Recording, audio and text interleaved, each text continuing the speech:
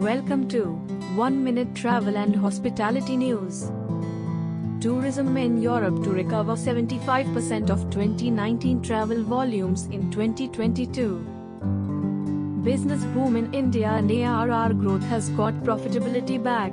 Marriott Atoi unveils Member Advantage card to boost marketing and B2B purchases. Tourism Authority of Thailand (TAT) organizes Amazing Thailand Golf Roadshow in India.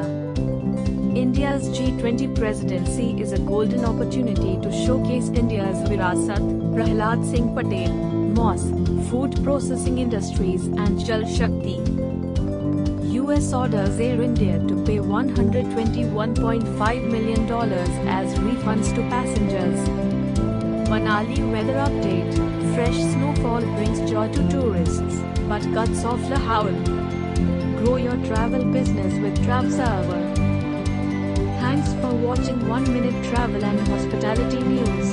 Use your full potential to develop and grow your travel business with TravServer CRM.